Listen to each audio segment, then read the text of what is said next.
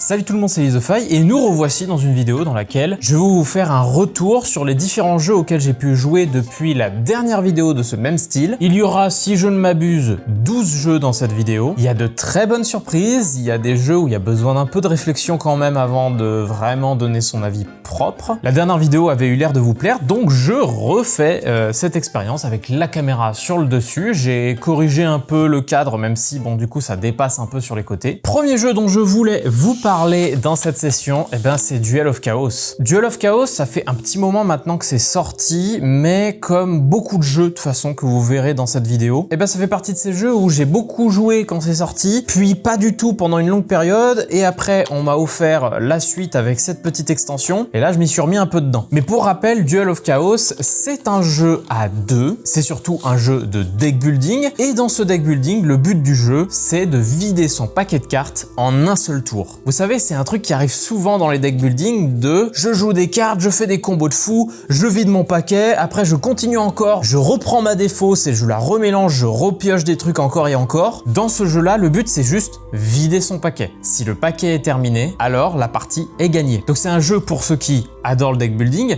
et ceux qui adorent les deck building où on fait des combos de bâtards. Chaque joueur va commencer avec un deck assez classique d'émissaires qui vont donner potentiellement des capacités, mais la plupart du temps non, et ça servira à acheter les différentes cartes qu'on trouve ici. Et ces cartes dans le jeu de base et surtout dans la partie d'intro, elles ont des effets assez simples du style défausser la première carte de votre pioche, sacrifier une autre carte de votre zone de jeu qui n'est pas un émissaire pour piocher une carte et donc faire encore tourner notre deck. Et surtout des effets spéciaux selon les clans, car oui, il y a des clans spécifiques. Par exemple ici, le clan du feu a la capacité, souvent, pas tout le temps, de piocher les cartes de son paquet, les remettre dans l'ordre qu'on veut et les replacer. Le clan de l'eau, lui, peut dire je pense que ma prochaine carte, c'est de tel type. Si c'est le cas, alors il peut la récupérer en main, donc ça permet encore de cycler encore et encore. Ajoutez à ça que dans le paquet qui servira à remplir la rivière, on va mettre des cartes comme ça, qui vont être placées dans le deck, et quand elles sont révélées, ça rajoute des effets permanents lors de la partie. Par exemple, l'éveil de chaos permet d'activer les effets éveil des cartes. En l'occurrence pour le plan, donc pour les feux, ça permet de sacrifier la première carte de notre pioche. Et donc potentiellement, on a des effets plus puissants au fur et à mesure de la partie pour qu'on puisse arriver au bout d'un moment à la fin de la partie. Ce jeu, il y a une grosse satisfaction quand on y joue, parce que c'est du combo, ça va très vite. Oui, les tours sont longs, parce qu'on est dans un jeu de deck building où le but c'est de faire tourner toute sa main. Mais les jeux de deck building qui me gênent dans ce cas,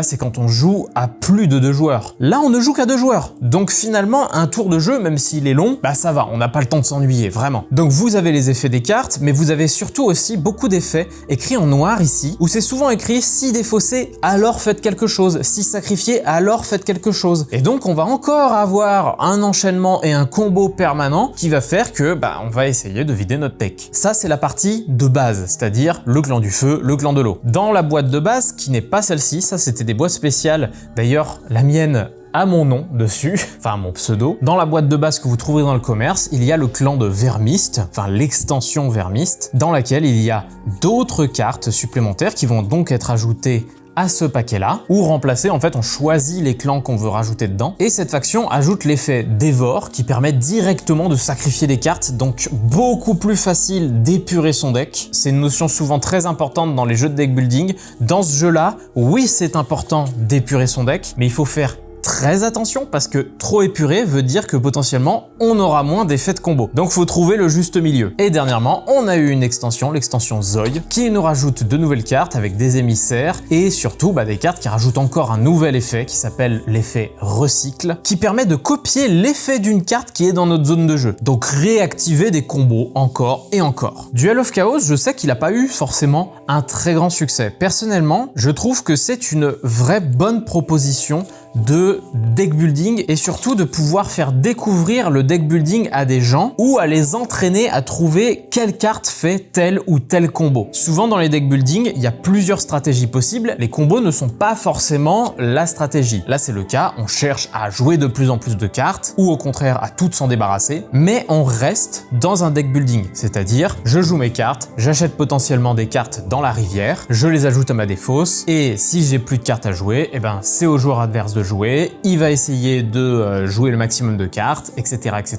jusqu'à ce que quelqu'un ait fini son paquet. Je trouve que le jeu en fait est très élégant. Il va pas dans des fioritures du genre j'ai besoin de telle ressource, j'ai besoin de telle carte pour faire tel truc, etc. Non, là le but, vider son paquet. On a un chemin clair et on s'y tient du début à la fin. Donc voilà, je voulais vous en reparler parce que dernièrement, j'ai pu m'y replonger. Je suis pas en train de vous vendre le jeu du siècle, etc. Par contre, je vous vends un jeu qui tient bien ses promesses et qui réussit toujours, en tout cas dans mon cas, à donner un petit coup de stress de « Ah merde, est-ce que je vais y arriver ce tour-ci ?» L'autre, quand même, il pioche beaucoup. Quand on voit l'autre piocher de plus en plus et qu'il arrive sur la fin de son deck et qu'il s'arrête à la dernière carte, c'est un soulagement. Dans la dernière vidéo, je vous avais dit il n'y aura pas Moon Colony Bloodbath, etc.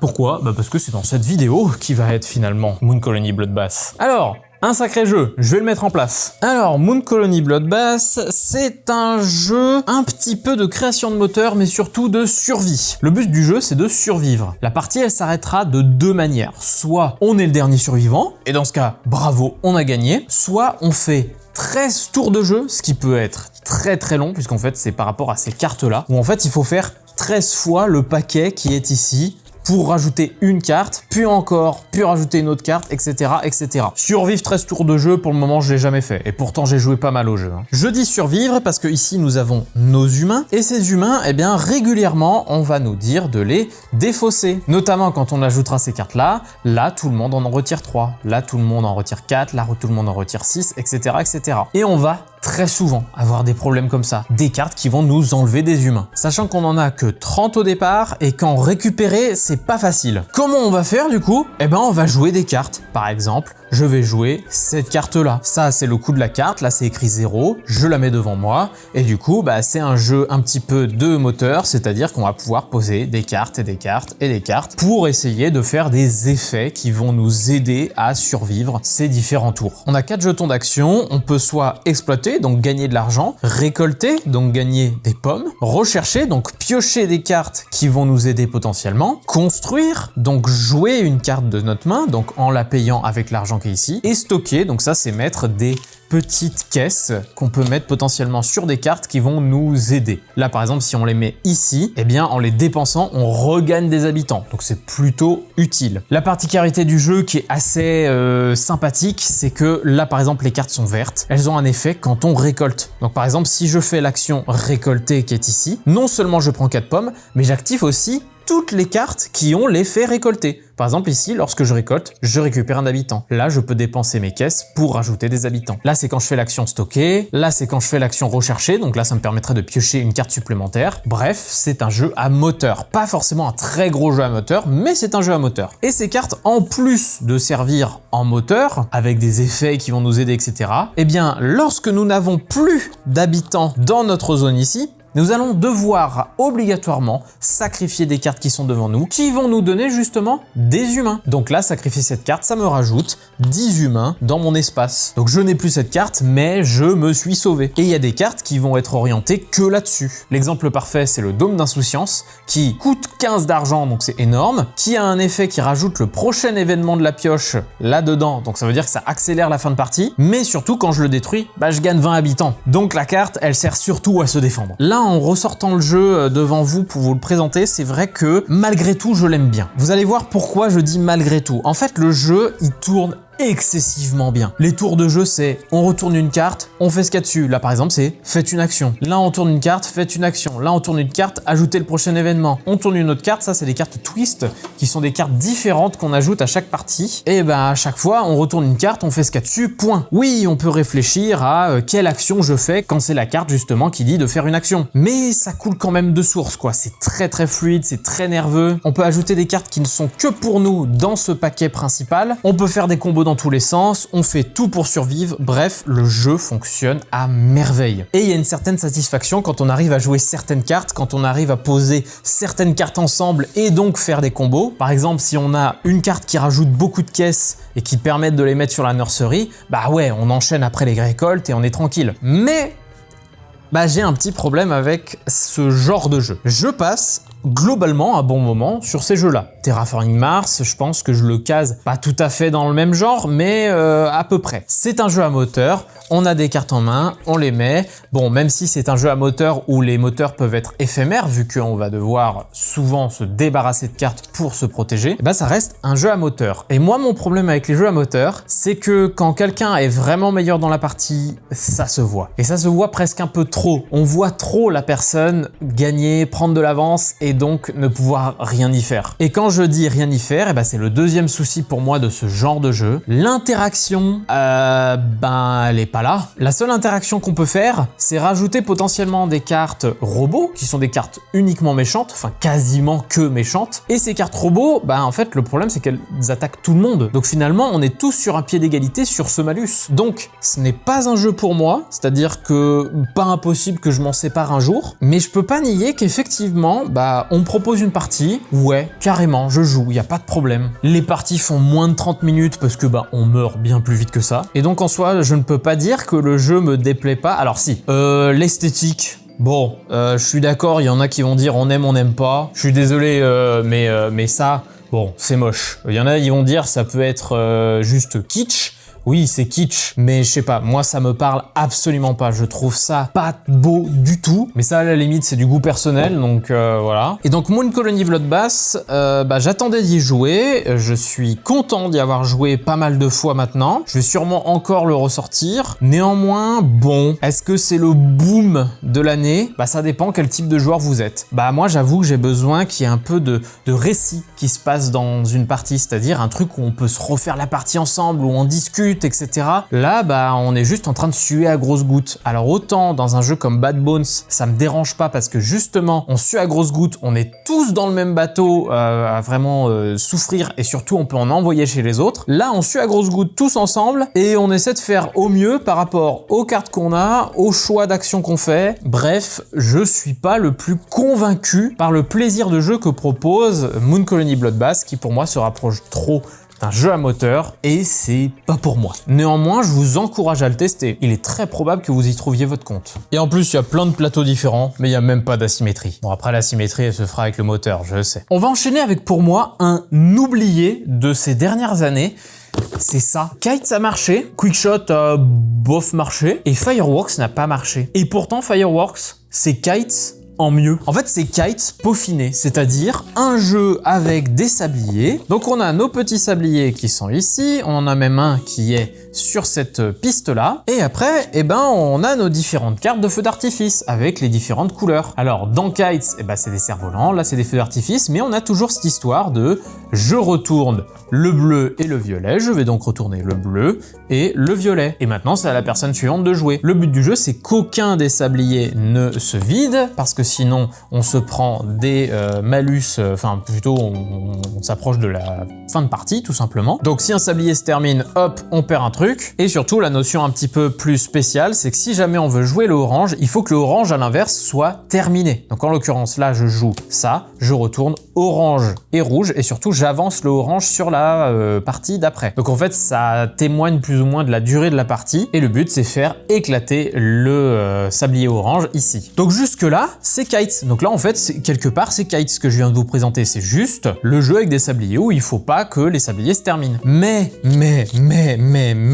ce qui manquait à Kites, c'est ça. C'est les cartes de différentes missions avec différents scénarios qui nous expliquent, ok, là, on va devoir faire ça. Là, on a 5 cartes en main. On a des sabliers qui sont penchés au début, d'autres non. On peut pas piocher de cartes comme d'habitude. Là, ça va être des effets particuliers pour piocher des cartes. Et il y a 18, 20, 25, 27, 28 niveaux différents. Et ça devient de plus en plus difficile au fur et à mesure des niveaux. Et c'est ce qui manquait à Kites. La plupart du temps, un jeu se suffit à lui-même. Effectivement, Kites, on peut y jouer encore et encore, mais au bout d'un moment, on peut se lasser. Comment on ne s'en lasse pas aujourd'hui dans le monde moderne du jeu? Eh bien, on rajoute des missions, on rajoute des façons de jouer différentes, la même chose. Et Fireworks, c'est le jeu qui est mieux que Kites, qui est mieux que Quickshot. Ah non merde, je dis Quickshot depuis tout à l'heure, c'est Quicksand. Quicksand c'était bien, mais c'était un peu facile au final. J'ai fait tous les niveaux et en vrai, bah c'était pas très compliqué. Là, Fireworks, il y a un peu de challenge quand même, hein. Mine de rien, pour réussir les niveaux, va falloir se coordonner un petit peu avec les autres, retourner les sabliers au bon moment parce que sinon ça va être galère. Donc petite remise en lumière de Fireworks parce que, bah, qu'est-ce qui s'est passé pour que personne l'achète? Sûrement parce que c'est un peu trop proche de Kites. Mais Kites c'était génial, alors pourquoi pas un deuxième? The Crew 1, The Crew 2, ils ont tous les deux marché. Bref, jouer à Fireworks, vraiment ça vaut le coup. Dans les jeux qui n'ont pas eu beaucoup de lumière auxquels j'ai rejoué dernièrement, il y a Heroes Love to Lie, où je vous ai dit au tout début de la vidéo, il y a des jeux comme ça, je les ai depuis longtemps,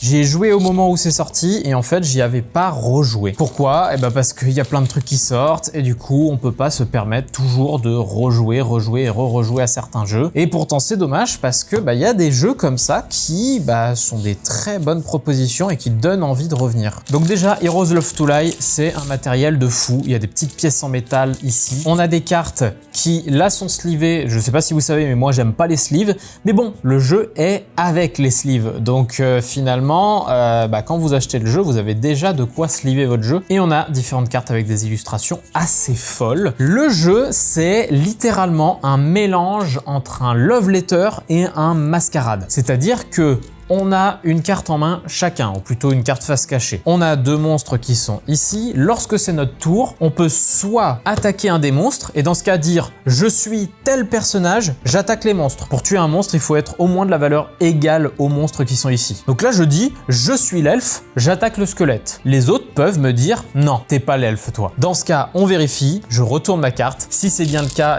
on m'a accusé à tort, la personne va perdre des points de vie. Le but du jeu, soit être le dernier en vie, soit récolter 4 pièces de gloire, et ces pièces de gloire, on les récupère comment? En tuant des monstres. Et sinon, l'aspect Love Letter, il est où? Lors de mon tour, au lieu d'attaquer un monstre, je peux piocher une carte, choisir une des cartes que je défausse, par exemple, je vais défausser celle-ci, que je mets face visible, et ensuite, je dis « je suis le géant », je fais l'effet du géant. Et chaque carte a des effets, les autres peuvent potentiellement nous contester, etc. etc. C'est un jeu qui est très malin. L'aspect bluff me rappelle un peu Badass Force, mais en beaucoup plus peaufiné, beaucoup mieux fait. Là, on est sur un jeu qui se maîtrise un peu plus, qui est moins nerveux qu'un Love Letter, parce que là, on réfléchit beaucoup plus à « ah, ce tour-ci, j'ai peut-être besoin de bluffer, d'autres tours, non. Est-ce que lui, il est en train de bluffer ou pas? Est-ce que je tente, mais en même temps, si je tente et que c'est pas le cas, je perds un PV, sachant qu'on a que 2 PV chacun, donc ça peut être très risqué de contester. Heroes Love to Lie, habituellement, je suis pas fan de ce genre de jeu. C'est un des rares où je trouve qu'il y a un petit intérêt à cet aspect bluff de dire « je suis tel personnage, en fait je le suis pas, etc. etc. » Donc si jamais vous n'avez pas testé, que vous aimez les jeux un peu de bluff et que vous aimez Love Letter, franchement, vous devriez y trouver votre compte. C'est des parties un peu plus longues qu'un Love Letter, vu que c'est moins nerveux, mais ça propose une expérience vraiment bien fignolée, je trouve. Bon, on est dans le moment où ça s'est sorti il y a pas longtemps. Vroom est arrivé. C'était la belle découverte à Cannes. Vroom, c'est l'éclate. Je trouve ça génial. Alors, j'ai peut-être pas fait assez de parties pour déjà m'en lasser, mais sincèrement, le waouh, en tout cas, le waouh effect, il est bien là. Déjà, on a plein de planches de stickers qui sont là. Regardez-moi ça, comme c'est beau. Et Vroom, c'est quoi pour ceux qui n'ont pas joué à ce jeu? C'est un jeu dans lequel déjà, il y a des petites voitures. Regardez-moi ça comme c'est trop choupinou-pinet. Ce jeu, c'est un jeu où vous allez vraiment jouer avec les petites voitures. En l'occurrence, on va créer un petit parcours. Par exemple, je vais mettre ça là, je vais mettre ça là, voilà. Et puis au pire, on s'en fout. La première partie, on peut jouer sans. Et chacun va avoir sa petite voiture. La 1, la 2, la 3, etc.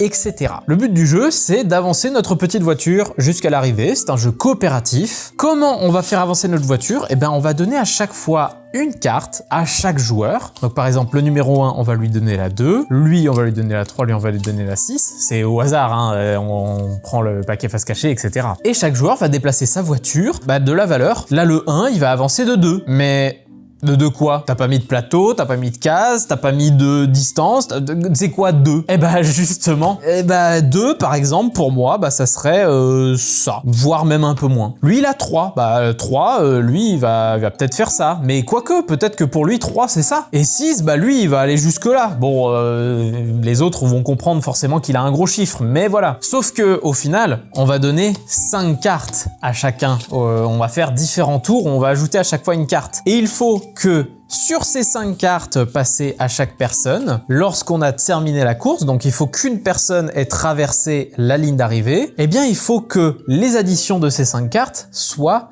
dans l'ordre dans lequel on est sur la piste. Donc il faut que là, il ait plus de valeur que là, qui ait plus de valeur que là. Et à ce moment-là, on a gagné la partie. Et c'est brillant. Si vous connaissez ce jeu-là, on est dans le type de jeu à la top 10. Je vois plein de gens qui disent The Mind. Bon, The Mind, j'y ai pas joué, même si je vois ce qu'est le jeu, mais je trouve que ça a beaucoup plus un aspect top 10. On vous donne une carte 3, c'est quoi 3 ? Et bah pour vous, c'est ça, 3. Et surtout, bien évidemment, bah quand on fait avancer sa voiture, faut faire voilà, faut faire des bruits de voiture, c'est important. Les stickers que je vous ai montrés tout à l'heure, c'est des stickers qui vous permettent de décorer vos différentes voitures. Donc ça peut vous faire des trucs complètement personnalisés. Le jeu, bien sûr, il ne s'arrête pas à ça. Bien sûr, ça suffirait, parce qu'un jeu comme The Mind n'a qu'un seul mode de jeu. Mais Vroom propose différents modules que vous rajoutez ou non dans vos parties. Des modules que je vous laisserai découvrir, je vais peut-être en ouvrir un pour vous quand même.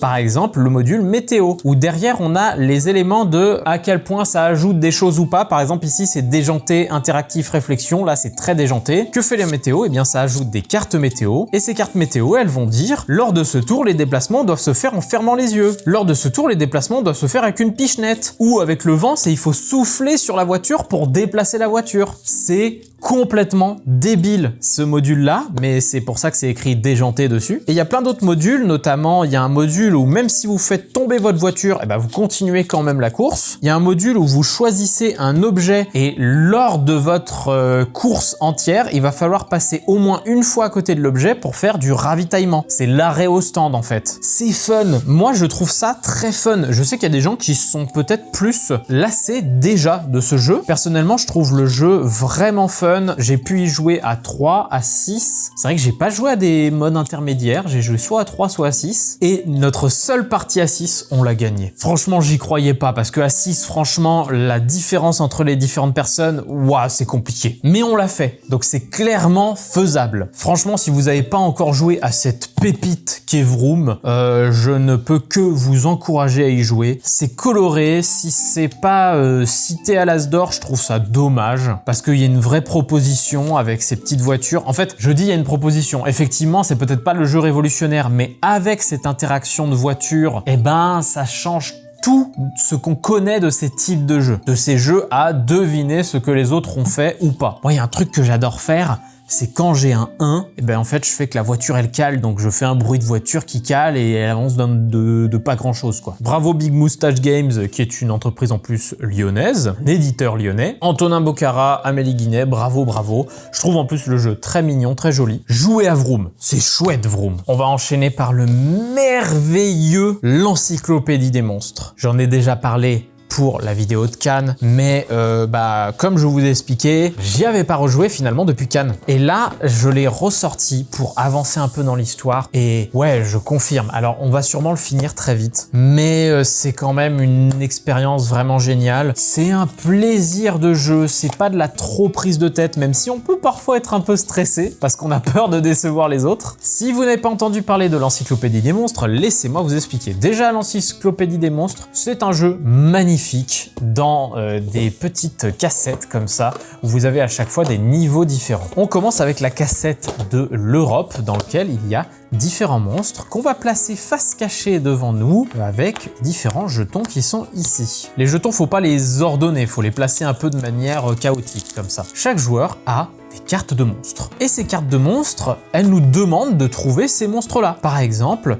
cette carte de monstre, je la joue, je dois donc trouver un squelette. Mais avant de trouver un squelette, par exemple là la recherche elle est ici, il faut faire les cartes de haut en bas, et bien il va falloir que je fasse un effet. En l'occurrence, je peux regarder un jeton mais pas les autres. Je vais donc retourner ce jeton, je vois celui-ci, d'accord. J'ai regardé un jeton, je me souviens qu'ici il y a ça. Et ensuite, je peux rechercher. Est-ce que je vais trouver le squelette? Je vais retourner ici. Non, ce n'est pas un squelette, mais ça nous permet de savoir qu'il y a ce monstre-là ici. Nous avons donc perdu une vie. Il y a 6 vies lors de la partie. Et le but, c'est à chaque fois, je joue une carte, j'essaie de trouver mon monstre. Mais d'abord, je fais son effet. Il y a une carte qui est l'inverse, c'est-à-dire je montre un jeton aux autres, mais pas moi. Et après, je retourne un jeton. Par exemple, là, je me souvenais qu'il y avait celui-ci ici.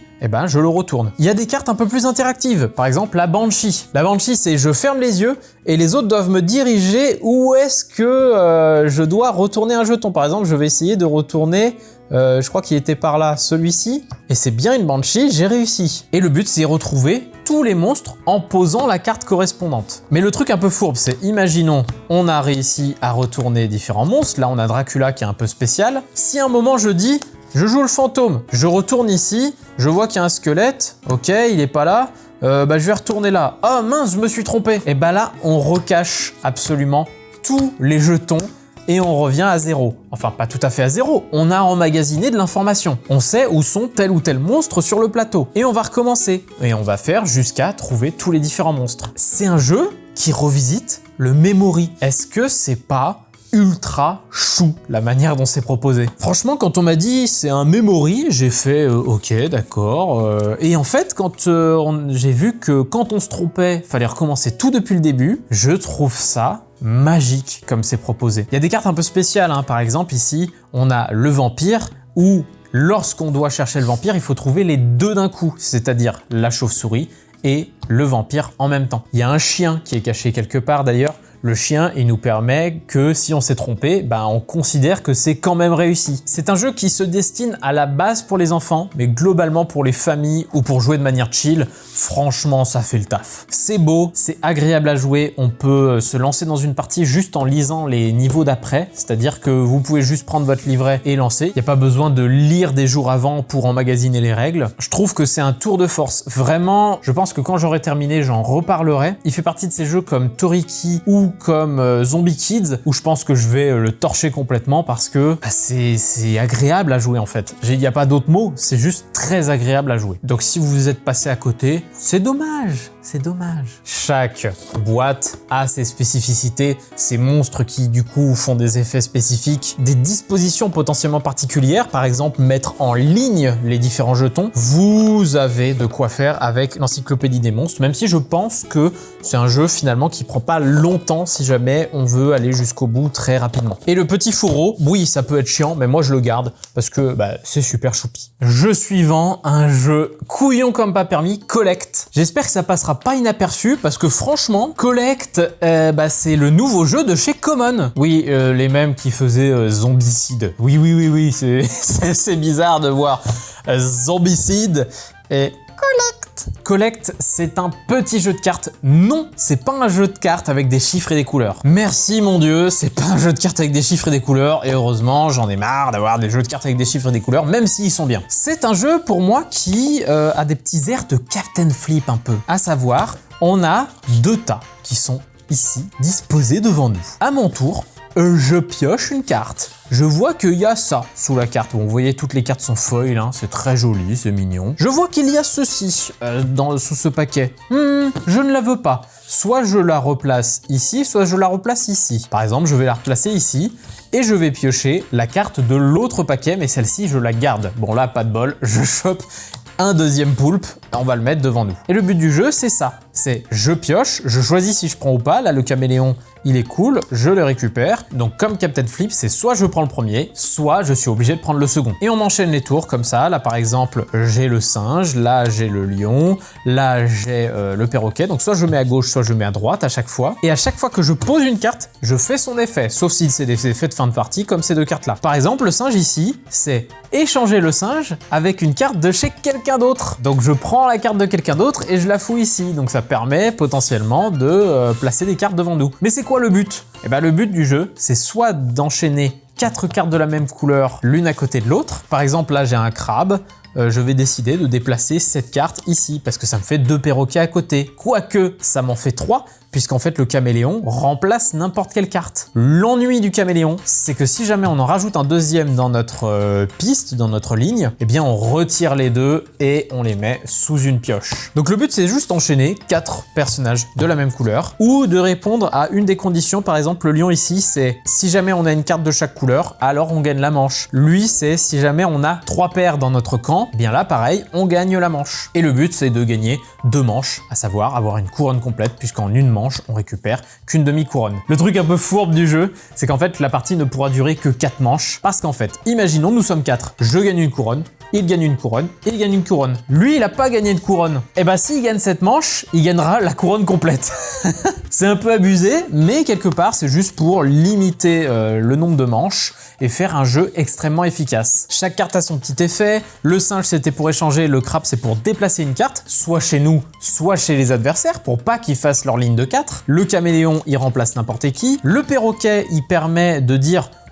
ça, c'est un poulpe. Oh, c'est un poulpe. Eh ben, je vais pouvoir le récupérer. Si c'est le cas, et voilà, on peut récupérer. On a aussi le crocodile qui permet de détruire une carte, soit chez nous, soit chez les adversaires. Et il me semble qu'il y en a une dernière. Non, j'ai vu toutes les autres cartes. Ah si, il y a le Bernard l'ermite. S'il y a un crabe dans notre camp, jouer le Bernard l'ermite nous permet de rejouer. Bref, le jeu, il est simple comme bonjour, il est vraiment tout bête. Ça me rappelle un peu les sensations que j'avais dans un Mantis. Un jeu où on voit les autres avancer de plus en plus et on va tout faire pour les embêter et faire qu'ils n'arrivent pas à gagner. Et bah là c'est exactement ça, avec un aspect Captain Flip à je prends ou je prends pas. Collect, ne le loupez pas, vraiment, je ne dis pas ça à la légère, je trouve que c'est un jeu très sympa de cette année. Ça part d'un petit jeu de cartes à la con et pourtant bah je trouve ça vraiment marrant à jouer. On enchaîne avec Alchemix. Alchemix, c'est le nouveau jeu de Contrôle Zèbre. Je vous ai fait il n'y a pas si longtemps que ça une vidéo sur leur futur jeu qui sera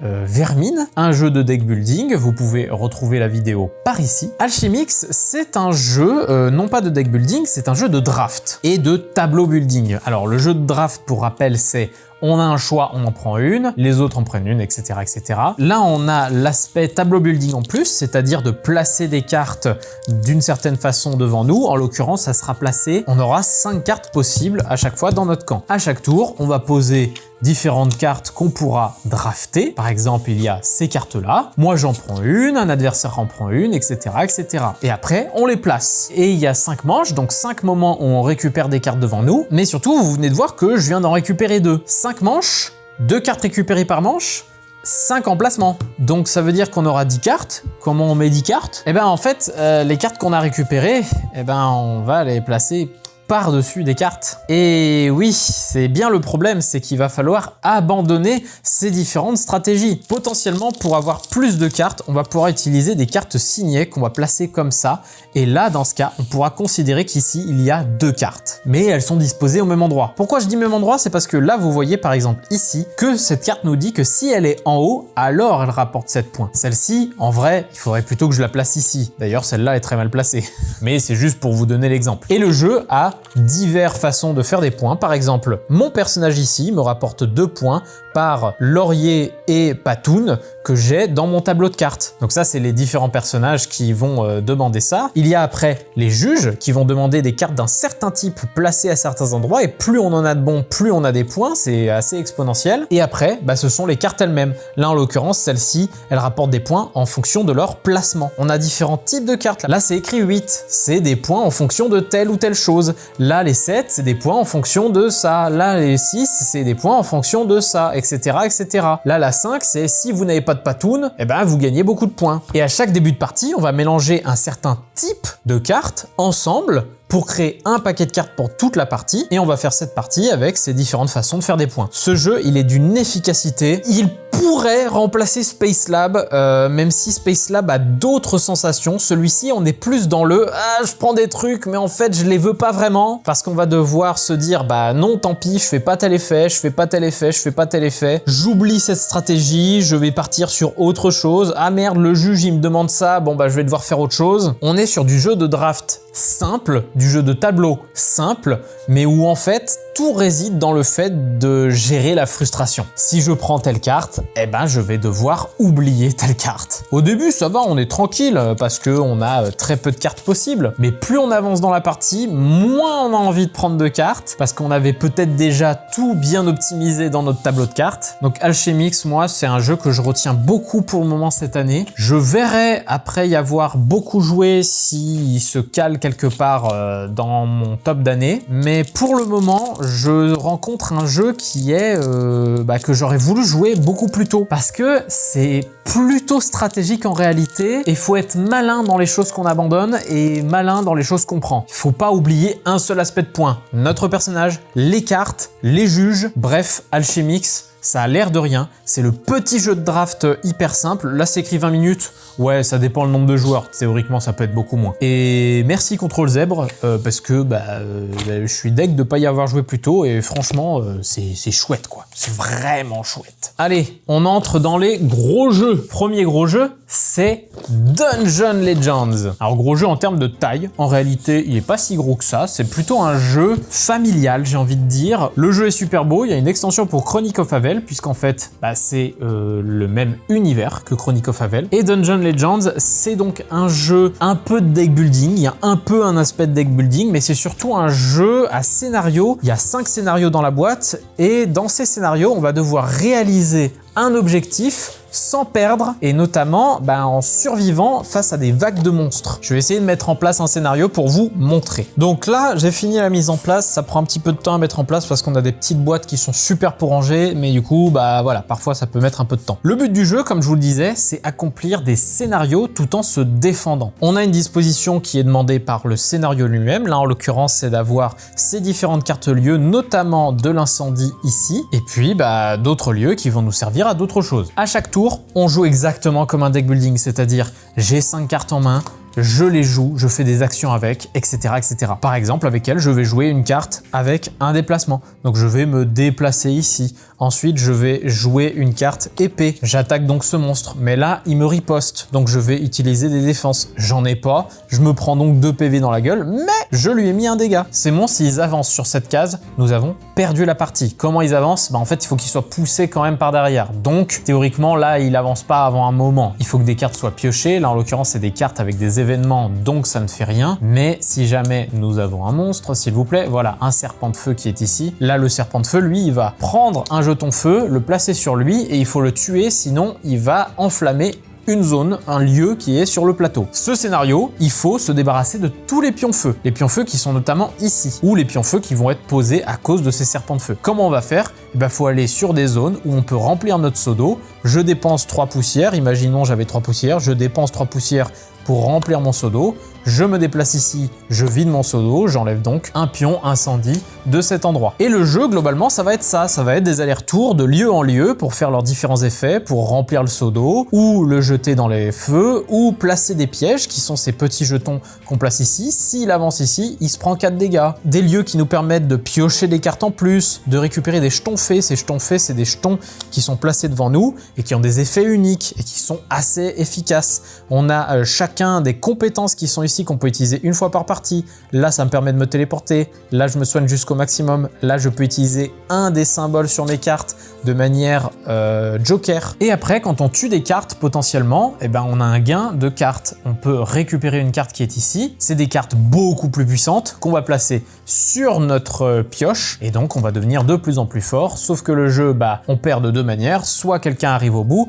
soit le paquet ici se termine. Donc, ça peut être assez galère si jamais on n'arrive pas à enrayer l'avancement des monstres qui vont potentiellement s'accumuler. Le jeu est magnifique. Il n'y a que 5 niveaux, le chapitre 3 nous a un peu fait galérer, un peu est un euphémisme. Je ne l'ai pas encore terminé, il me reste le chapitre 5 à faire qui a l'air d'être costaud. Il y a 2 lignes de monstres et donc va falloir gérer tout ça. Il y a un niveau où on va devoir observer des lunes qui sont placées en haut, il faut qu'elles soient placées à certains endroits et que nous on soit placés à un certain endroit aussi en dépensant des jetons. Le niveau niveau 3, il nous a fait galérer parce qu'en fait, on devait aller chercher des minerais avec un chariot et le ramener jusqu'au château. Et ça, fallait le faire plusieurs fois parce que le château ne peut pas en porter trop. Le jeu, il propose quelque chose. C'est un jeu qui manque peut-être un peu de renouvellement. C'est-à-dire que de niveau en niveau, on disait « Ah, c'est cool, c'est ça. Ah, c'est cool, c'est ça. » Mais en fait, le jeu, c'était plus ou moins le même. En fait, à chaque fois, la stratégie n'était pas assez différente. Donc globalement, je trouve le jeu très sympa. Personnellement, quand je l'aurai fini, je m'en débarrasserai par contre, parce que je considère que j'en aurais fait le tour en fait. J'ai envie de faire le 5 parce que c'est quand même cool à faire, mais c'est une mécanique de deck building qui tourne tranquillement, voilà, rien de spécial. Ah oui, juste un petit truc, vous voyez sur les différentes cartes qui sont ici, bon déjà elles sont foil, regardez ça, c'est beau. Il y a un effet qui est ici, avec 2 épées, mais si vous dépensez une poussière, vous pouvez taper avec 3 épées à la place. Donc vous avez des cartes qui sont potentiellement plus puissantes si vous avez des poussières. Le jeu est quand même sympa, stratégiquement. Il y a une vraie coordination à avoir avec notre coéquipier. On peut jouer jusqu'à 4 ou 5. Oui, 4, je suis con, il n'y a que 4 personnages dans la boîte. Et changer de personnage va changer l'orientation. Elle va être beaucoup plus poussière. Elle a des attaques à distance, donc c'est un peu plus appréciable. Et en plus, elle a une fée déjà de départ. Il y a un guerrier qui est beaucoup plus bourrin. Il y a un voleur qui, lui, va beaucoup plus bouger très très vite. Franchement, si vous avez l'occasion de le faire, ne serait-ce que soit en couple, soit avec vos amis, soit avec votre enfant, c'est pour moi un très bon jeu pour jouer en tout cas avec son gosse qui venait peut-être potentiellement de faire Chronic of Havel. Ah oui, c'est tout con, mais en termes de matos, ça c'est un tapis, ça c'est cool. On enchaîne avec un qui n'est pas sorti récemment non plus, Diluvium. Diluvium, j'aimerais faire une petite piqûre de rappel, mais c'est un 4X de fou. Un jeu de chez Nuts, j'adore chez Nuts, parce qu'ils ont toujours des très bons jeux chez Nuts. Et c'est pas pour faire le lèche-bot. Alors vous allez me dire, oui, c'est un 4X, nanana, bien sûr, c'est un 4X qui se joue en 15 minutes par joueur, et bah c'est vrai. Et oui, on a envie de se dire que c'est pas le cas, mais en fait si, et je vais vous présenter ça après avoir mis en place. C'est bon, la mise en place est faite, donc là j'ai placé que pour moi, mais c'est juste pour l'exemple. Nous sommes donc dans un 4X, un mini 4X. On va pas avoir des sensations de gros 4X, etc. Mais il y a les 4 aspects du 4X, exploration, expansion, exploitation, extermination. Et chaque action possible du tour représente une de ces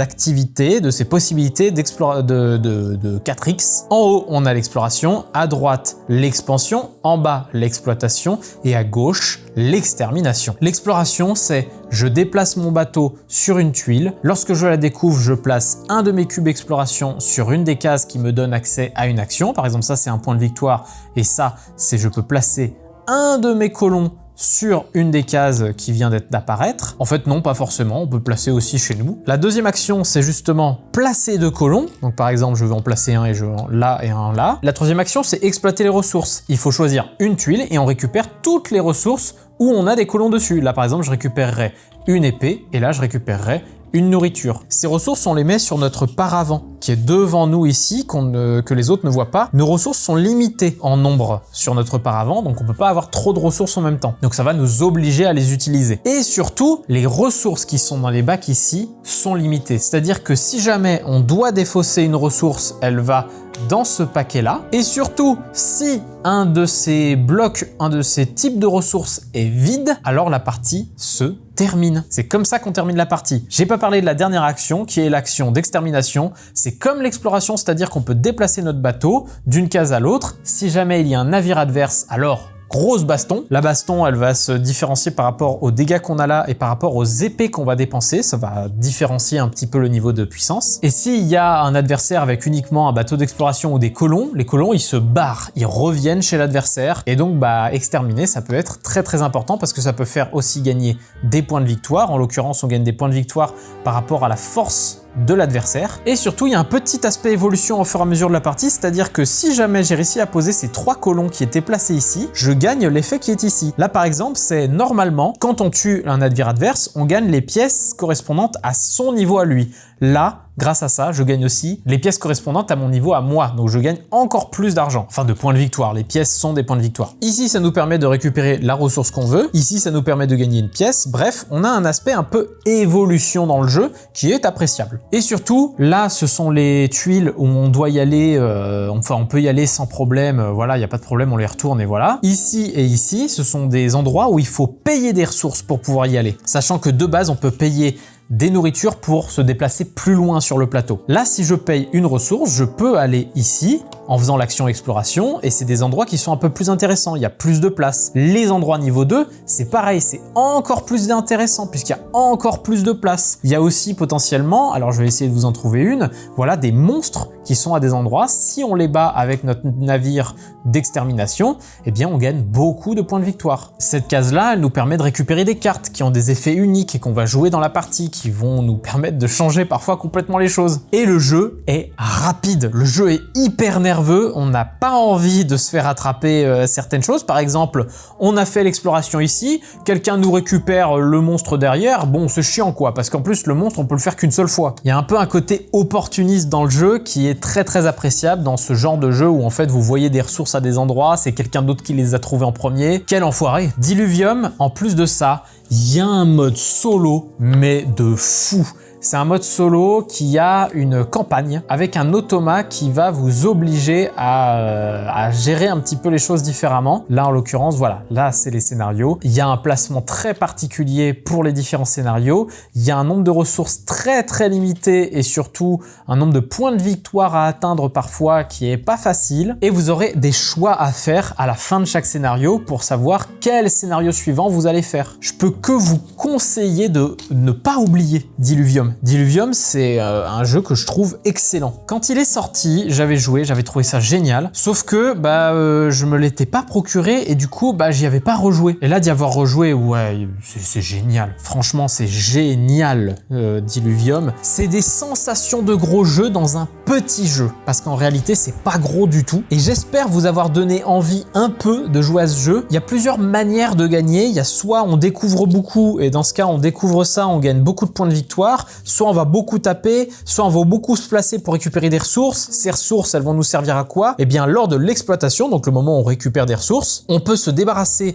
de 2 épées pour monter notre niveau de puissance ou de 2 joyaux pour gagner 3 points de victoire. Donc les joyaux, c'est un peu la valeur marchande la plus puissante du jeu et vous pouvez potentiellement aller à fond sur cette stratégie pour essayer de gagner. Moi, j'ai fait extermination ou exploitation comme stratégie. Les deux se valent. Même l'exploration se vaut, même si l'exploration au final, à bout d'un moment, ça s'essouffle un peu. Ce qui est bien avec l'exploration, c'est que très souvent, sur les tuiles très chères, on rapporte pas mal de points de victoire. Donc ça peut être rentable quand même. Donc je vous encourage à jouer à Diluvium. Vraiment, vous m'en direz des nouvelles. En plus, le jeu est pas très cher pour le matos qu'il propose. Si en plus vous voulez un jeu solo qui est quand même un peu différent et un peu mastoc, il est vraiment bon. Et en plus de ça, chaque plateau a un mode asymétrique qui fait que potentiellement vous allez jouer différemment. Là, on a un peu plus de colons, mais ils sont répartis un petit peu plus à certains endroits. Notamment, on a ici des colons qui sont placés, alors que normalement, c'est pas le cas. Regardez, ici, il n'y a pas de colons. Et les autres ont à chaque fois une spécificité aussi. Ça me donne envie d'y rejouer, tiens. Allez, il reste 2 jeux et 2 jeux un peu gros quand même. Même si celle-là n'est pas si grosse en termes de boîte, Cthulhu Sombre Providence. Sûrement un des jeux que j'ai le plus attendu depuis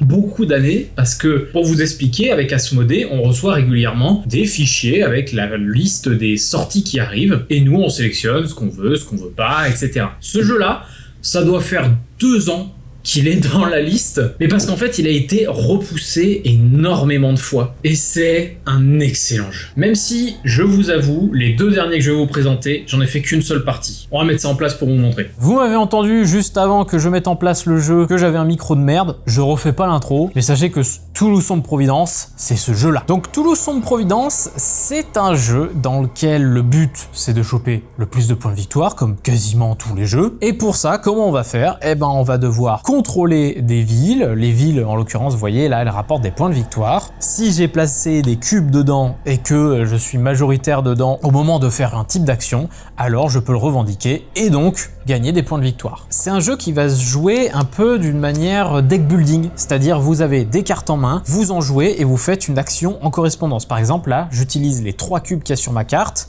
pour placer 3 cubes, bah voilà par exemple sur cette ville. Le truc c'est que là je ne contrôle pas encore la ville. Il faut que je fasse une action revendication qui me permet ensuite de récupérer la ville si je suis majoritaire. Le hic c'est que l'action revendication on peut la faire qu'en première action de notre tour. Ce qui veut dire que les autres pourront potentiellement mettre des cubes pour nous contrer dans cette zone et nous bah on se sentira un peu con, on va devoir soit en rajouter soit galérer tout simplement pour revendiquer un tour d'après. Les points de victoire donc on les récupère soit en se plaçant sur des villes, soit en ouvrant ou en fermant des portails avec des actions spécifiques. Par exemple là avec mon agent, si je suis dans la bonne zone, je peux fermer un portail ici. Problème, pour fermer un portail, il faut de la puissance, donc c'est les points qui sont ici, et surtout il faut faire des jets de santé mentale qui peuvent potentiellement nous amener à perdre la partie au bout d'un moment. Globalement, ça va être un jeu où on va beaucoup placer des cubes à des endroits pour récupérer des choses, que ce soit pour placer sur des villes, dans ce cas on récupère des points de victoire et la carte associée qui est une carte qu'on rajoute à notre deck, donc c'est pour ça l'aspect deck building aussi. On peut les placer sur les cartes directement de plein d'endroits ici, c'est aussi des cartes qu'on peut ajouter dans notre deck. On peut les placer sur les cartes mythes qui sont là-haut, qui sont des cartes en général assez puissantes, qui ont des effets permanents. Par contre, il faut faire attention avec le assez puissant, puisque si une carte est très puissante, en général, vous allez faire un jet de santé mentale et donc vous approcher de la fin de partie. Je vous ai dit que les cartes qui étaient devant vous, bah, ça peut être des cartes qui vont nous aider. En l'occurrence, là, bah, c'est des symboles en plus. Là, l'or, ça peut nous servir soit à nous déplacer entre les lieux, c'est pour ça qu'il y a des lingots d'or de partout, soit à acheter des cubes d'influence, puisqu'en fait, c'est en nombre limité ici, et donc il faut dépenser de l'or pour en avoir en plus. Mais surtout, si jamais la carte qu'on achète, c'est un agent, là par exemple c'est l'agente Alice Or, je sais pas comment on prononce, on s'en fout, et bien au moment de la récupérer, on récupère aussi l'agent qu'on place sur un petit présentoir et on a plusieurs agents sur le plateau, donc ça nous fait plus de disposition un peu sur la carte. À quoi ça sert? Ça sert à aller potentiellement taper les autres, car on a la possibilité de tuer les agents des autres joueurs. Truc un peu chiant aussi, dès qu'on récupère quelque chose, donc qu'on revendique par exemple un lieu, une carte ou quoi que ce soit, les cubes qu'on a utilisés pour, ils vont dans les limbes et ces petits cubes, il va falloir les récupérer. Comment on va les récupérer? Eh ben on va encore devoir dépenser des cubes sur nos cartes pour récupérer des cubes. On peut les récupérer soit des limbes, soit des autres cartes, par exemple pour dire bah finalement c'est bon, je te la laisse ta carte que tu étais en train de prendre. Et le jeu est plaisant, hyper plaisant. En fait, on sent que c'est un jeu un peu ancien. C'est un jeu qui date d'il y a assez longtemps, qui s'appelait A Study in Emerald. Il avait été présenté un petit peu dans la vidéo Calax Tour avec Damien Chauveau. Et c'est la première fois qu'on a ce jeu en France. On a une immédiateté de tour. C'est 2 actions par tour. 2 actions, un autre joueur 2 actions, un autre joueur 2 actions, etc. On peut même passer son tour si on veut pas faire d'action. Et c'est hyper dynamique jusqu'à ce qu'on atteigne la fin de partie. Bon, la fin de partie, elle peut être de plein de manières différentes, donc je vais pas vous l'expliquer ici. On a des pistes ici qu'on peut monter pour gagner potentiellement des points de victoire avec la faction dans laquelle on est. Et oui, parce qu'on est dans différentes factions, c'est un jeu à rôle caché. Au début de la partie, on va distribuer des cartes qui sont des rôles. En l'occurrence, soit on peut être investigateur, soit on peut être cultiste, soit on peut être dissident. Les investigateurs, ils vont chercher à avoir beaucoup d'agents, ils vont essayer de fermer des portails, etc. Les cultistes, ils vont essayer d'ouvrir des portails,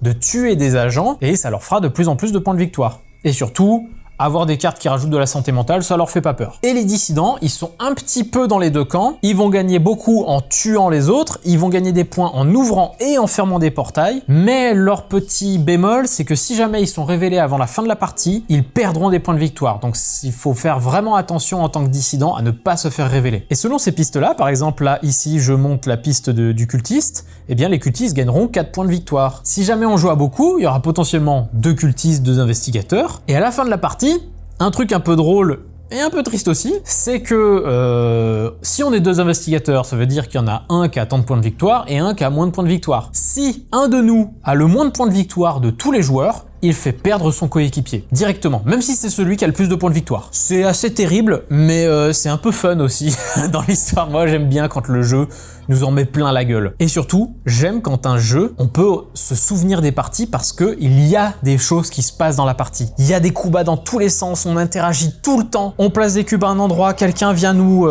passer dessus encore et encore pour qu'on récupère pas telle ou telle carte. Rien que ma première partie, on a passé notre temps avec quelqu'un à placer plein plein de cubes sur la même carte, on allait jusqu'à 7 cubes sur une carte, c'est pas une bonne idée. Il faut pas le faire, il faut laisser l'autre prendre la carte et tout, sauf qu'on était deux à être cons comme ça. Donc, au final, on a passé une très mauvaise partie parce qu'on a quasiment rien fait. Le placement de nos agents peut complètement faire peur aux adversaires, notamment parce que potentiellement ils peuvent se faire tuer par les agents. Et il y a une quantité de cartes différentes qui peuvent changer un peu la manière de jouer, qui fait que ces parties, vous en ressortirez toujours avec une petite anecdote. Je n'ai fait qu'une partie. Oui, je n'ai fait qu'une partie et pourtant je vois la profondeur du jeu et ça me donne très envie d'y rejouer. J'attendais ce jeu depuis très longtemps et franchement je suis pas du tout déçu et j'espère que mes camarades voudront bien y rejouer parce que il y en a qui sont vraiment pas bons en rôle caché. Le dernier jeu, vous l'attendez, je le sais que vous l'attendez, vous l'avez même vu en miniature, je le sais, puisque c'est moi qui fais la miniature bizarrement. Et ce jeu, eh bien je l'avais acheté à Octogone, vendu, mis en avant par Simon du Passe-Temps. Et il est temps que je vous fasse un petit retour avec une partie, donc ce sera pas mon seul retour sur ce jeu. Ce jeu-là, il est lourd, il s'agit de The Old King's Crown. Un jeu qui est sorti maintenant depuis un petit moment, mais où vous pouvez peut-être encore trouver quelques exemplaires, quoique c'est quand même assez rare. C'est d'ailleurs pour ça que je l'avais acheté à Octogone. Et c'est parti, je vais le mettre en place, je vais vous expliquer brièvement, et après, mon avis. J'ai terminé cette petite mise en place en vrai parce que j'ai pas mis tout le monde. C'est un jeu qui se déroule en un certain nombre de manches qui sont indiquées ici. On choisit en fait au début de la partie combien de manches on va faire et il faut gagner des points d'influence, points de victoire, qui sont ces petits jetons là. Comment on va faire ? Pour gagner des points d'influence, il faut souvent réussir à récupérer des emplacements de lieux. Par exemple ici, champ de bataille, gagner 2 points d'influence. Mais, le jeu va se dérouler d'une manière très cyclique. En l'occurrence, au début, on pioche nos cartes pour arriver à notre maximum de mains. Là, en l'occurrence, au début, c'est 6 cartes. Et au fur et à mesure du temps, on va perdre un nombre de cartes en main maximum. Ça va être assez contraignant. Ensuite, on passe à l'étape de déterminer l'ordre du tour. Donc ça, c'est juste selon le nombre de points d'influence qu'on a, on va changer cette position de marqueur pour savoir qui joue en premier, qui joue en deuxième, qui joue en troisième, etc. Et ensuite, on passe à la phase du printemps. Ce jeu, de manière générale, est un jeu d'enchères et de manipulation un petit peu, on va dire ça comme ça. Dans le sens où chaque joueur va poser une carte face cachée, on retourne tous en même temps et c'est la plus haute valeur qui aura la priorité. Jusque là, on peut se dire, c'est pas très stratégique, c'est un peu simpliste, etc. En un sens, oui, en tout cas pour la phase d'enchère. Pour le reste, vous verrez que c'est costaud. Donc dans cette phase, on va simplement jouer nos cartes. Celui qui a la plus haute valeur, il choisit en premier une de ses cartes. Il va pouvoir la mettre ici devant son plateau avec la carte qu'il a jouée en tant que défenseur de cette carte. Et il aura un effet permanent lors de l'étape avec le soleil. Le soleil, c'est les étapes qui arrivent ici, donc c'est dans la phase d'été. Les autres joueurs peuvent récupérer des cartes et après, on re-remplit la rivière, etc. Ensuite, on va passer à une étape où on place nos héros, donc nos gros pions comme ça, sur un des lieux qui est présent ici. En fait, il y a 3 régions et chaque région a 2 lieux. Donc par exemple, je vais décider de poser mon bonhomme ici. Chaque joueur fait ça. Là, en l'occurrence, j'ai mis qu'un seul personnage, mais imaginez potentiellement que quelqu'un vienne au même endroit que moi. Ensuite, on doit placer des cartes. Placer des cartes, c'est quoi? C'est placer une carte sur chacune des régions. Les 4 colonnes ici, c'est pour le nombre de joueurs. En l'occurrence, moi, je vais juste poser là, là, puis là. Après, dans l'ordre du tour, on va réaliser les actions de printemps. Les actions de printemps, c'est quoi? C'est ces actions avec une petite fleur verte. Ça peut être soit de poser nos soutiens, puisque c'est une action verte qui est ici. Les soutiens, ça rajoutera 1 à la force de l'endroit de cette région. Sinon, je peux activer des effets qui sont ici, qui sont des actions à effet unique. Donc on l'utilise, on le retourne et on ne peut plus l'utiliser jusqu'à la fin de la partie, hors effets spéciaux. Donc voilà, des choses comme ça, des effets de cartes vertes, potentiellement aussi sur des cartes qui sont ici. Et ensuite, on passe à la phase d'été. Un joueur va définir l'ordre des conflits lors de ce tour. On passe à la résolution des conflits. À ce moment-là, tout le monde retourne ses cartes et on résout les conflits dans l'ordre. Donc par exemple, ici, on regarde qui est le plus haut en valeur, qui est ici. Et ensuite, on résout le deuxième. On regarde qui est le plus haut ici. Puis le troisième, on regarde qui est le plus haut ici. Le gagnant d'une région, il va sélectionner un lieu ou un autre pour faire son effet. Moi par exemple ici, on va dire que j'ai gagné, je choisis ce lieu, je gagne donc 2 points de victoire, et vu que j'avais mon héros au même endroit, je gagne un point de victoire supplémentaire. Donc voilà la raison des héros. Aussi, si jamais il y a un autre joueur qui a placé son héros ici et que je gagne, je peux lui piquer un point de victoire en plus. Donc ça peut être assez fourbe, sachant que les points de victoire, ça se tourne autour de 15 points à la fin de partie, voire moins, un petit peu plus si vous voulez, mais c'est rare quand même. Ensuite, quand on a fini les conflits, on passe à la phase d'automne, où on va faire des petites actions type, là on a une action sur cette carte qui a une feuille d'automne, c'est écrit ralliement, ça veut dire que cette carte-là, je peux la reprendre en main pour le tour prochain. Très très utile quand on a une carte surtout qui vaut 10. On peut faire évidemment toutes les actions avec des effets automne qui sont dessus, et on peut surtout gouverner avec une carte de notre main ou voyager avec une carte de notre main. Voyager, c'est quoi? C'est je jette une carte, soit dans ma défausse, soit dans le cimetière, donc un endroit qui est hors du jeu. Ça va me donner des jetons savoir qui me permettent d'acheter de nouvelles cartes pour mon deck justement, qui va m'aider à essayer de conquérir les autres territoires dans les manches suivantes. Il y a des cartes permanentes qui sont comme ça en paysage et des cartes comme les autres qui se posent dans les enchères. Et gouverner, ça sert à quoi? Et ben en fait on va mettre des cartes ici qui nous donnent potentiellement des effets, et si on est majoritaire, parfois des effets encore plus puissants. On arrive à l'étape d'hiver, on reprend tout, on remet tout à 0 et on refait un cycle, on monte de 1 le nombre de tours, et puis voilà, on recommence. Et là, vous pouvez être tenté de vous dire, bah c'est tout, genre c'est juste des enchères, faut regarder qui est la plus haute valeur, etc. Alors, oui, mais il y a beaucoup de manipulations qui entrent en jeu. Déjà, vous savez plus ou moins quelles sont les cartes que votre adversaire n'a plus. Il y a par exemple une carte très importante et un peu fourbe dans ce jeu, qui est la carte numéro 5 que tous les joueurs ont au début de la partie, et cette carte a une action qui s'appelle Mortel. Elle tue simplement toutes les autres cartes de cette région, donc c'est une carte qui est vraiment très dangereuse, vraiment très dangereuse. Donc comment on fait quand on veut se défendre d'une carte très dangereuse? Et ben par exemple, on joue une carte qui ressemble à ça, qui est une carte qui, lorsqu'on la retourne, soit on fait une embuscade, soit on fait une retraite. Retraite, ça veut dire non, je récupère ma carte, ça sert à rien. Par contre, si je fais une embuscade, je peux rajouter une carte face cachée et l'adversaire ne saura pas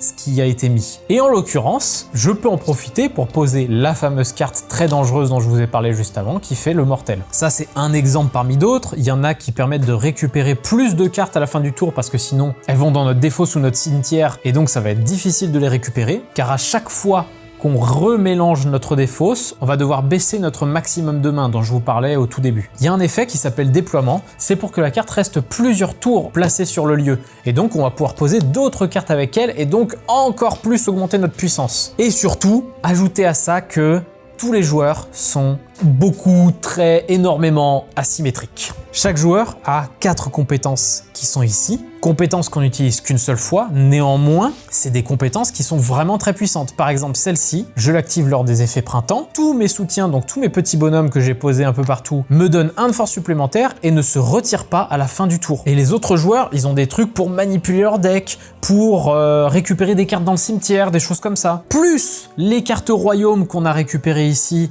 qui sont des cartes qui ajoutent énormément aussi à l'orientation de notre stratégie. C'est un jeu qui est foisonnant de possibilités, et autant vous dire que la première partie, elle est complexe. Elle est très complexe. Je dirais pas qu'on passe notre temps dans le livret de règles. Par contre, on passe notre temps à réfléchir à « je fais quoi? Qu'est-ce que je fais ce tour-ci » Parce qu'en fait, on a vraiment au début juste l'impression de dire « bah je joue mes plus grosses cartes, voilà, je fais que ça ». Mais non, ça peut être plus subtil que ça. On peut faire en sorte que les autres joueurs se barrent, que le fait d'avoir posé tel ou tel type de carte empêche l'adversaire de récupérer telle ou telle chose. Les cartes qu'on va récupérer en plus sont des cartes justement asymétriques, donc chaque joueur peut récupérer ses cartes pour changer sa manière de jouer. C'est un jeu qui est extrêmement profond, mais où du coup, à mon avis, c'est que on m'avait prévenu, la première partie, je peux pas voir la profondeur du jeu. Par contre, je sais que ma prochaine partie, je jouerai de telle ou telle manière. Donc, je sais que ce jeu en a quand même dans le ventre. Mais avant de donner vraiment mon vrai verdict, j'attendrai d'y rejouer. Parce qu'effectivement, j'ai compris ce que je faisais à partir du tour 3 et on a joué 5 tours. Et encore, j'ai compris dans le sens, j'ai compris que je pouvais faire tel ou tel combo rapidement. En fait, le plus souvent, ce qu'on oublie dans ce jeu, c'est comment on peut profiter des combos. Parce qu'il y a des combos, ça on le voit voit qu'il y a des combos, mais souvent on se dit bah ça sert pas à grand chose, et en fait si, ça sert beaucoup. C'est un jeu qui est magnifique, ça il n'y a pas à dire, hein, c'est vraiment très beau, mais c'est un jeu qui demande de revenir. J'y ai joué à 3 joueurs, je pense effectivement que c'est très bien de jouer à 2 ou à 3 joueurs, parce que à 4 je pense que c'est un peu bordélique, en tout cas les premières parties. Pour le moment pas déçu du jeu, par contre effectivement micro douche froide au moment de faire cette première partie, parce que lourd. Très lourd quand même. Je vous encourage à tester ce jeu si jamais quelqu'un l'a et qu'il peut vous le faire tester ou quoi. Mais sachez quand même que ça va être chaud. Ça va être très chaud. Merci tout le monde d'avoir regardé cette vidéo de mes petites reviews sur tous ces jeux. Alors je dis petite review, mais ça doit faire 3 heures un peu plus que j'enregistre cette vidéo. J'ai mangé entre temps pour vous dire. Et j'espère que mes avis vous ont éclairé sur est-ce que ce jeu vous le voulez ou pas. Et j'espère vous avoir donné envie sur certains jeux comme Fireworks par exemple. C'est l'été, mais je n'arrête pas les vidéos. Personnellement, moi je fais pas de pause pendant l'été. Je pense que c'est utile quand on est gros youtubeur, mais quand on est petit, non. C'est très bien de faire l'été, et vous avez quand même du contenu, et ça fait plaisir. Et en plus de ça, n'oubliez pas, j'ai toujours mon Instagram sur lequel vous pouvez voir tous mes différents posts. Je poste aussi en story les jeux auxquels je joue en ce moment, donc n'hésitez pas à y passer, ça fera toujours plaisir. En attendant, jouez bien, et puis d'ici là, moi je vous dis, salut!